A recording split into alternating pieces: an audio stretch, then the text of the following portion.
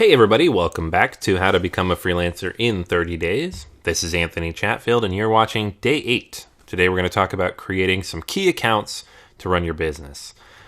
Before we get started though, I wanted to just touch base with everybody, see how everything's going. We're a full week into the program now. And if you're still watching, I hope everything is going really well. If you haven't yet, I'd really appreciate if you could leave any comments or feedback or questions on any individual day or just in general on the course. I will write back immediately. I love your feedback, and I'm actually have added a lot of content to the program based on that feedback. Also, if you're at this point, if you feel like it, and it really would make me feel wonderful, feel free to leave a overall rating for the course, or even just a quick review or commentary on where you're at. If you're going to keep continuing and moving forward, absolutely should wait until the end and see how you did. But in the meantime, love your feedback. It really helps me to do better things. And if you have a question that I haven't covered in one of these days, I will absolutely record something and shoot it over. I want you to get the most out of this. I want you to be successful. That's what this is all about. All right.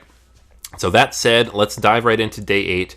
We're going to be talking about creating those key accounts, all that stuff you maybe have not created yet. We're going to get it going today. So the goals today are to finalize your company name and start the setup process for key online accounts. We're not going to talk about the company name too much more today. If you are ready to get going with that, finalize it, figure it out today. If you're not, something to keep on the radar, put in the background to think about as we move forward. But we're going to start the process for setting up key online accounts. And if you do have a business name, I would use that to sign up for these. We're also going to put in motion next steps for the development of your business. Again, remember, this is a business. So the things I'm going to show you right now are the building blocks of a business. And then finally, we're going to determine the logistics of how you'd like to be paid. If you're using Elance, it's pretty basic. They're going to put the money into escrow. It's going to go into your bank account directly. But if you get something direct or you meet somebody while out networking, how are you going to get paid? We'll talk about that today. So in terms of tools, there are a lot of different options. I've broken this down into what you can pay for and what you can get for free. So the first batch of things you can pay for, and this is all stuff I would personally recommend as having used it myself. Google Apps for Business is about $5 per month per user. And if you have purchased your domain name, even if you don't have a website yet, you can use this to create a email address at yourdomainname.com and access that email through Gmail. So, for example, if you have, if your name is John Smith and you bought johnsmith.com, you can have an email address that's john@johnsmith.com. Google Apps lets you do that, and you can also use the calendar tool and the drive tool and all the other tools for Google through that domain name. In terms of web hosting, there's a lot of good options. I don't actually currently use HostGator, but in terms of low-cost options, it's your best bet. You can get a website hosting account set up there for between $3 and $8 a month. And it's really solid. I've never had downtime there when I've had websites on there, and I've recommended it to a lot of people. Bluehost is another one that's really good along those same lines. I personally use right now, because I'm sure you'll ask what I'm using, is called wiredtree.com. And they do more dedicated and managed services, so it costs quite a bit more. If you plan on building a lot of websites or want somebody to run your server for you so you can go in and do all sorts of stuff on the back end, Wiredtree's amazing. But if all you need is a website hosted somewhere, HostGator or Bluehost will get the job done. And then in terms of your business, you might decide to create an LLC. I would recommend it as soon as you start making decent money. And it's just because it protects you. If somebody decides to get upset or if you have a problem, you want to be protected so that nobody can sue you or whatever else ends up happening for personal assets. An LLC will do that. It's very basic. If you set it up in Delaware, it only costs a couple $100 and then you're good to go. Keep in mind too, any business or tax advice, and again, there is no business or tax advice here. Please talk to a lawyer or an accountant. But anything I talk about to that end, I live in the United States. So if you do not live in the United States, what I say may not apply to you. Even if you do live in the U.S., it may not apply to you, depending on which state you live in. So always talk to an accountant and a lawyer about these kinds of things. I'm giving you my experience because that's what I know. and hopefully it gives you a little bit of guidance and an idea of what to expect down the road, but you should absolutely talk to a professional on your own. If you do not want to spend any money, Google offers all those same tools for free if you have a Gmail email address. So there's no reason, if as you're getting going, you can't just use your Gmail address. I used PayPal for payments for a very, very long time. Even when I had my agency up, I used PayPal. So it's free. There are some more advanced tools you can get in PayPal once you have a business set up, but even the basic personal version is great. And then for a website, you can use Weebly or Wix or Squarespace. Those are all free, and they'll get you a website nice and easily. You don't necessarily even need a domain name for them either. In terms of Gmail, if you're going to set up Google Apps for Business, they will walk you through it. It is a little complicated. So if you do have questions, feel free to shoot them into the comments here. I may put a video together depending how much feedback I get on how to set that up.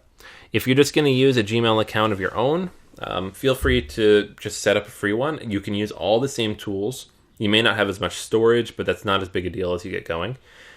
There is a professionalism factor here, though. Having an email address with your domain name definitely helps make you look more like a professional. And if you're building a business, that's what you want. Something to keep in mind, not super important this early, but long term it will become important. In terms of PayPal, this is probably how you're going to get paid 75% of the time. I never accepted credit cards in my 9 years of freelancing and running an agency. I always made people pay through PayPal or by check or invoice or through Elance escrow. It's all you really need. A personal account is free. It's easy to set up. There are some limits you have to get removed. A business account has far fewer limits. Plus you can get credit and loans on it, but you do need a tax ID number, which we'll get to later. Again, this all applies in the United States. If you aren't in the United States, I'm not really sure how that works, but you can look into it. They have a really good service line if you call them up and want to ask those questions. All right. And then speed of payment. On PayPal, it's pretty quick. They always say 3 to 5 days to get your money out, but in my experience, it's more like 1 to 3, at least with a US bank account. And you can get a PayPal debit card and be able to remove it immediately, which I had for a while. And then PayPal has a credit system as well as a capital system. So if you need money invested into your business down the line, they can help you out there too. As for creating your website, when you get going here, keep it super simple, just so you can get something up. Ideally, you want something up here in the next 2 weeks. So building out a big, huge, massive website, not really worth it. WordPress is great because it's free and it has templates, and then all you have to do is write the content. Weebly or Squarespace have even more detailed templates. They're not nearly as powerful or as integrated as WordPress, but they will let you build out a lot of things. And then HostGator, at the most, you're going to spend $7 a month for basic hosting. So if you're on a budget, it's a great place to get started. And then when you build out that website, make sure it has your contact information, a portfolio of your work, an email sign-up list of some sort, blog and social media icons, and links to your other online profiles. So go to anthonychatfield.com if you want an example of what that looks like, or seattlefreelance.com is another good one. Doesn't have the social media icons or blog, but it has everything else there. You can see as one of my early freelance websites what I had involved. All right, so for today's actions, choose your email solution, whether you're paying or not. Create your PayPal account. You're going to need this regardless, so just get it going. If you plan on doing it, you can get your LLC rolling now. Again, I would consider waiting until the end of the month just to see where your income is at. That will still cost you a couple $100. And then create a simple website. Right now, today, probably you just want to create the account wherever it's going to live. But in the next few days, I'm going to help you build this out. I'm going to get into detail of how to create your website, how to get it rolling, whether it's WordPress or one of those other free sites. You really don't want to spend too much time on it, even if you're a perfectionist. If you're a developer right now, you're probably laughing at me and probably already have a website. But for the writers out there, for the designers, this is something where we just want to get something up to showcase your work and make it easy for people to contact you. It's the sole purpose, and we're going to get that done here in the next week or so. All right. So that's everything for today. Make sure you leave any comments or feedback here on the episode. And if you have any additional questions beyond this particular day, feel free to reach out to me directly. Thank you so much, and I will talk to you tomorrow.